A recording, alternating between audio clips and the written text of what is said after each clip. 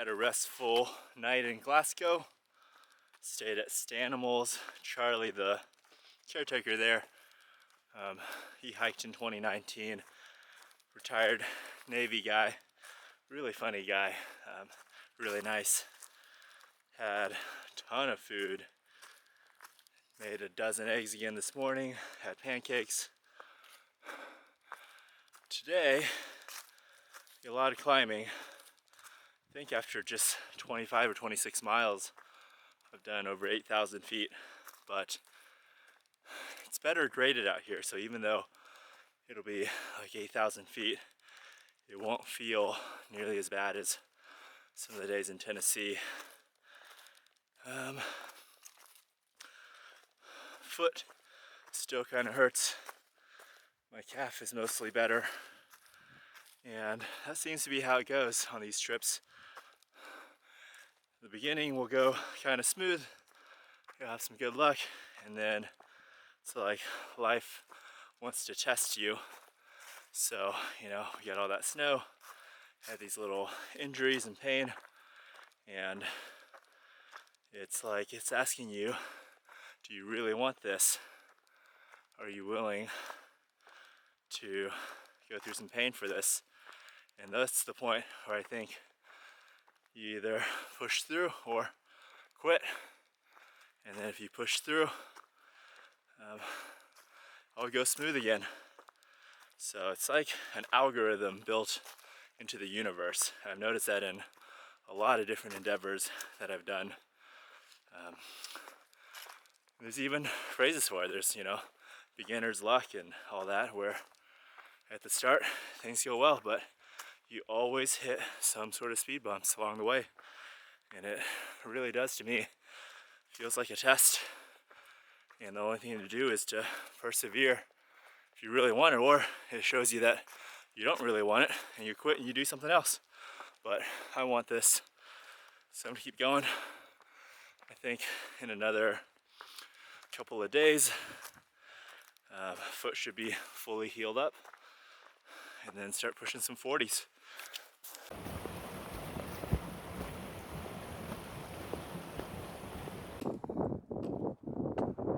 It's James River down there again. So we came off of there down to the river and then back up. And that's the AT in a nutshell.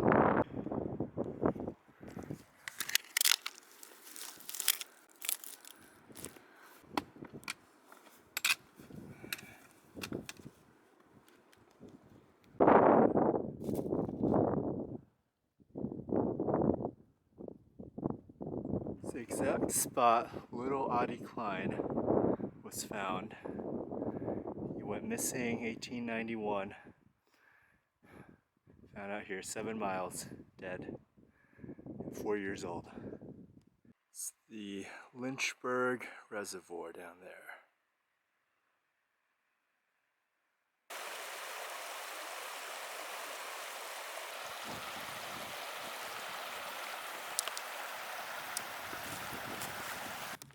I almost just stepped on a bird. It's like a foot in front of me, and then it exploded up, flew away. Just reminds me, sometimes we think animals have these amazing senses and always know what's going on, but you startle animals a lot out here. I've had baby deer come just running right up onto me. Squirrels that are playing that don't notice me, and then they freeze when they're right next to me. So animals definitely can also get distracted and not pay attention out here, just like humans can. Round Mountain Creek community. It's the remains of an abandoned community. Freed slaves built and lived in this small farm community in the early 1900s.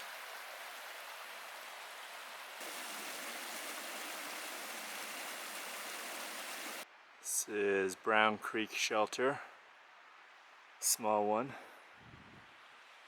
You got your fire pit here. River down there, pretty nice place. Too bad we gotta move on.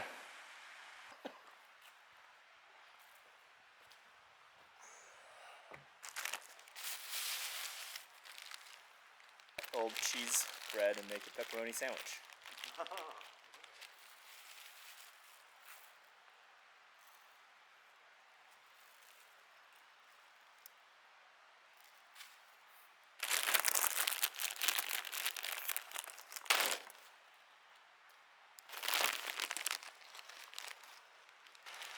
So, goal number 1 is to reduce the volume of the food. Goal number 2 is to reduce the weight of the food. And number 3 is, of course, to eat enough.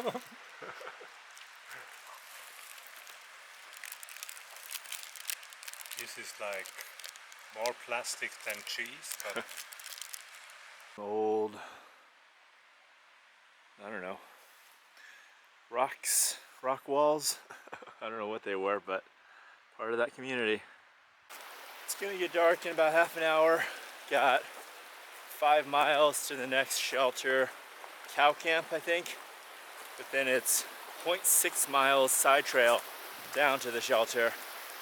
But I think it's still gonna be the best bet because it's supposed to rain tonight, of course, and there's no water for like 10-ish miles either. So both of those considerations, I guess we'll just have to go do an extra 1.2 miles.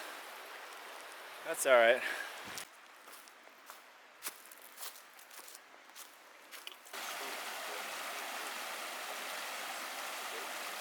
Oh yeah, I forgot. 5 miles and 2,600 feet up. I think today total is going to be close to 8,000 feet of gain. Quite a lot.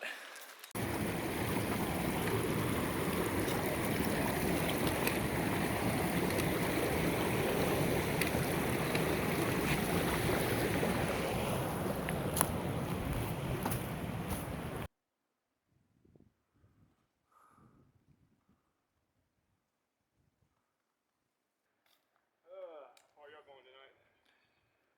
Just to the next shelter. I thought this deer laying down was a big cat, but it's just a deer. Hi deer. Just laying there.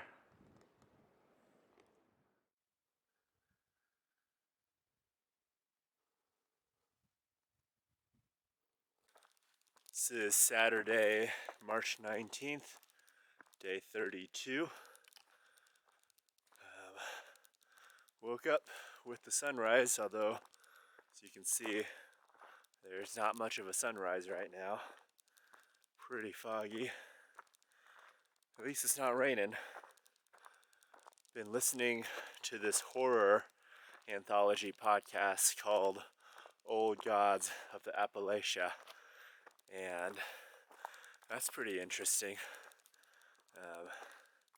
All these alternate reality stories of beings and entities and things living in the Appalachian mountains. And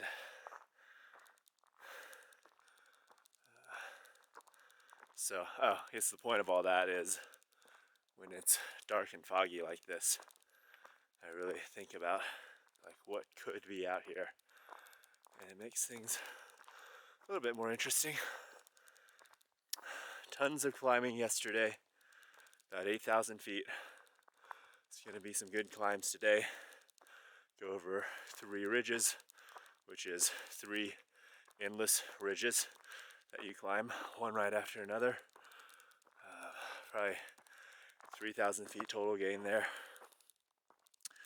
And then do 30, 35 probably, and that'll give us an easy day into Waynesboro tomorrow.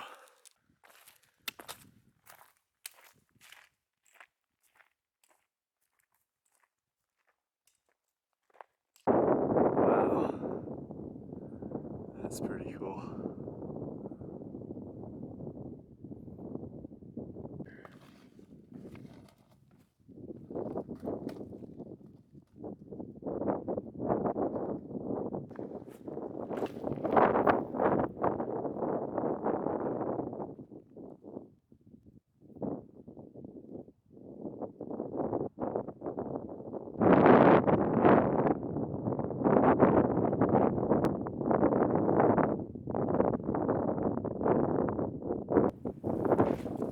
shelter is called the Priest Shelter. And in the log here, people will leave confessions. Forgive me, I have sinned. I started at the summit of Orchard Mountain, and I ran out of TP the day before. I took a shower using the sink in Scotto's tank. Took half a roll of TP of them.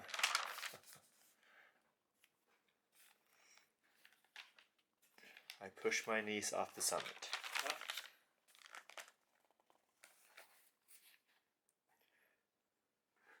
Did 350 miles Sobo after being a Nobo.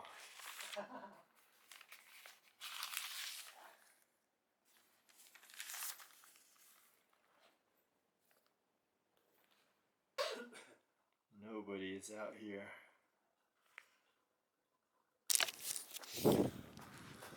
So, over the course of the next 10 miles, we'll descend over 3,000 feet and then climb over 3,000 feet. And this will be over the three ridges.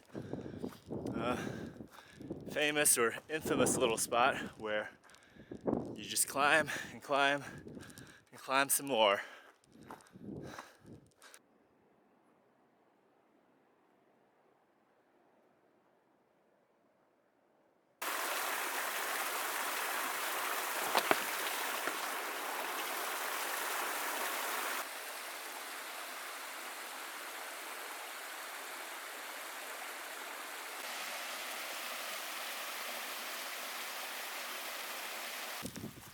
It's starting to rain again, so I guess I better put the camera away.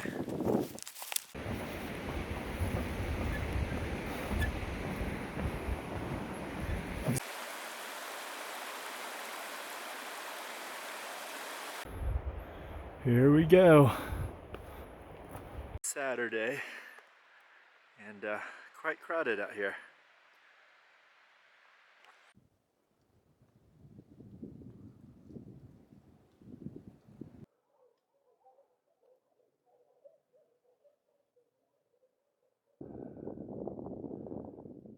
Pretty incredible.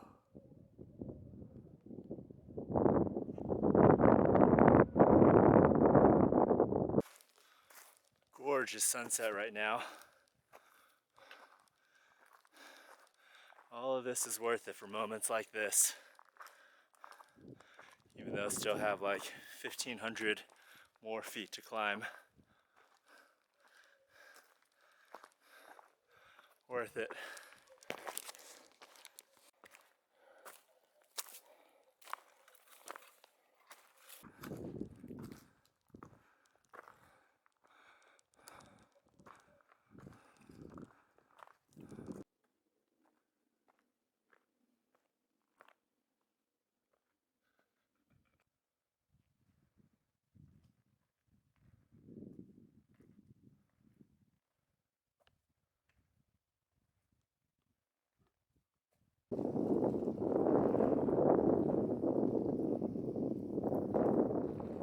Pretty busy weekend up on the mountain. Every campsite was full. So, top of that is what we came up yesterday. Back to walking along the Blue Ridge Highway. The trail really will kind of parallel this for a really long time, all the way through the Shenandoahs. This rocky terrain is some of the most annoying.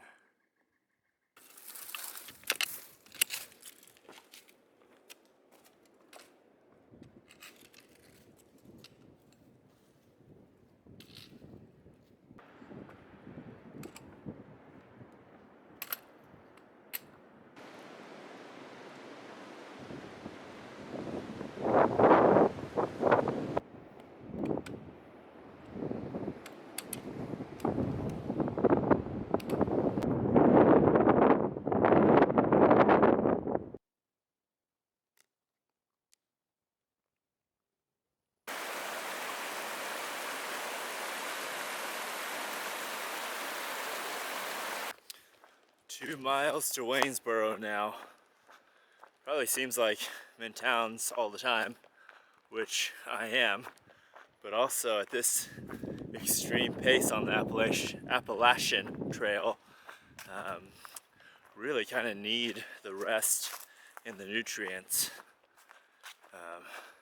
The amount of effort to do some of these days, like the last 2 days, climbed over 8,000 feet each day, is just quite immense. So really need these town stops for the food and the better rest. And Waynesboro has Ming's, I don't know, I think it's just called Ming's restaurant. It's a really quite a big Chinese buffet, and it is famous on the AT. All the hikers like to come here, eat the buffet. So I'm gonna eat that. So what I'm doing the last couple miles is just thinking about all the different kinds of food I'm gonna eat.